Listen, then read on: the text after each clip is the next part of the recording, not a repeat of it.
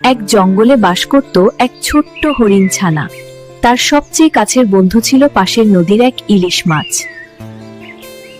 তাদের বন্ধুত্ব ছিল খুব গভীর, একজন জলে আরেকজন ডাঙায়। তবুও মন ছিল একে অপরের সাথে জড়ানো। প্রতিদিন তারা নতুন নতুন খেলা আর বুদ্ধি খুঁজে বের করত। দুজনেই ছিল খুব দুষ্টু আর বুদ্ধিমান। চলো একটা দৌড় প্রতিযোগিতা করি। দৌড়? কিন্তু তুমি তো পানিতে, আমি ডাঙায়। তবুও হবে, যে হারবে সে তার সবচেয়ে দামি জিনিস দেবে। হরিণ আর ইলিশ রাজি হয়ে গেল, কিন্তু তারা বুঝতে পারেনি এই খেলাটা তাদের জীবনের জন্য কতটা ভয়ঙ্কর হতে চলেছে। শুরু হলো দৌড় প্রতিযোগিতা।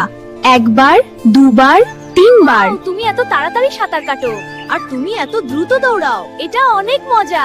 প্রতিবারই হেরে গেল হরিণ ছানা, আর জিতে গেল ইলিশ মাছ। কথা রাখার পালা। ইলিশ মাছ বলল, তোমার সবচেয়ে দামি জিনিস চাই, তোমার মাংস। বন্ধু, তুমি এটা কি বলছো? হরিণ খুব কষ্ট পেল, কিন্তু সে তার কথা রাখল। বন্ধুত্বের নামে সে নিজের জীবনই দিতে রাজি হলো। গল্প আমাদের শেখায়, লোভ কখনোই ভালো কিছু বয়ে আনে না, আর সত্যিকারের বন্ধু কখনো বন্ধুর ক্ষতি চায় না।